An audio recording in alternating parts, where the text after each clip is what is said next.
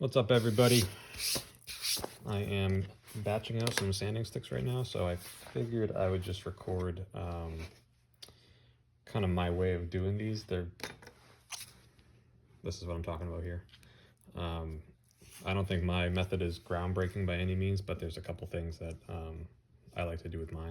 So the first thing you'll notice about mine is that there's no excess backing material showing. So typically I see the wood or aluminum or whatever people like to use, like probably an inch bigger on each side, and that just adds length, and it's sort of just too big for jewelry work. If you're doing vessels and bigger things like that, then I don't think it's as big of a deal. But if you're trying to do small fussy things like, like the top of a signet or something like that, then you really do want to keep it like as like compact as possible, but without you don't want to make it too small that you're actually losing like efficiency for your file strokes or your sanding strokes. So these sanding sticks measure 9 inches long, 3/4 inches wide, 1/8 inch thick. And the reason why I made them that size is because a standard piece of wet or dry sandpaper is 9 by 11. So I like to use half sheets, because if you make them with a full sheet, these start to get like really puffy. So I based these dimensions off of a half a sheet of paper, and that way you use the entire piece of paper and there's no waste. Okay, so step one is to align one edge of the sanding stick with the sandpaper and scribe.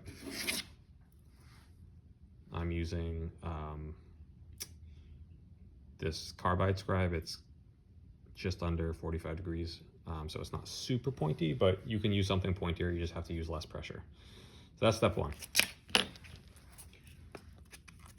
And then we're just going to give it a crease to get one crispy edge.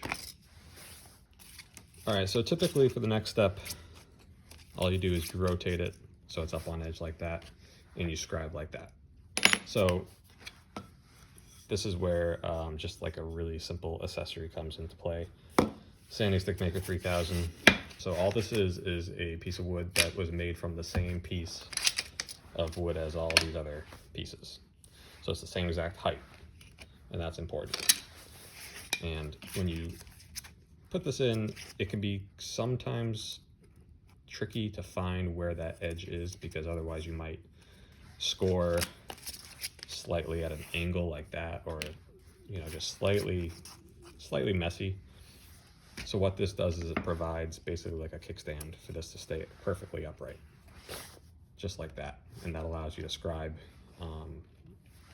knowing that this corner is perfectly at the bottom where it needs to be. Okay, so put that in there, scribe again, take it out, crease it one more time. And the reason why we do this is because if you start with a crappy kind of situation for your first fold, everything is just going to compound all those errors, and you're going to just end up with like a really crappy little sanding stick. So once you have the first few scribed out, you can basically just fold and score until it's all done. So now's the time to just make sure the stick is right where it needs to be as far as top and bottom. Fold, score, tuck it in tight, just go down the line.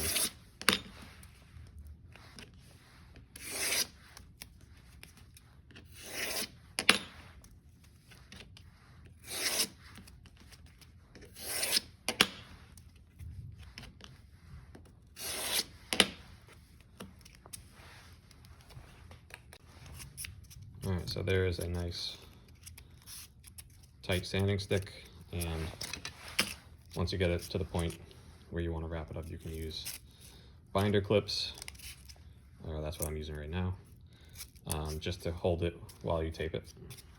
And I'm using this, it's a vinyl tape. It's like electrical tape, but it's very skinny, and it is surprisingly strong. I got it on Amazon, and it's the same tape that I use on my like sanding rolls and stuff like that, sanding drums. It's about 1/4 inch wide, so it works well. And you only need about like 7 or 8 inches or so. And you want to wrap it in the direction of the fold, so you're tightening it, not loosening it by wrapping it. Kind of rushing this, but that is okay.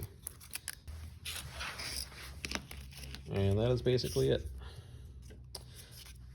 Now, I always get like this one puffy edge, and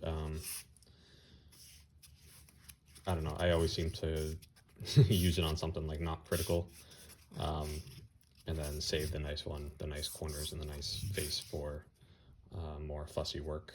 And once you rip this one off, the rest are not like that. It's just this one here from the tension of the tape. So there's that. And if that bothers you, the simple solution is just to make this style sanding stick where I'm using like a double stick Scotch tape, and or you can just use that nice 3M micro finishing paper. But this is like the absolute best you're going to get for like a smooth, surface. So just depends on what you're doing. So hopefully that wasn't too painful to watch, but I'm going to do this one in real time.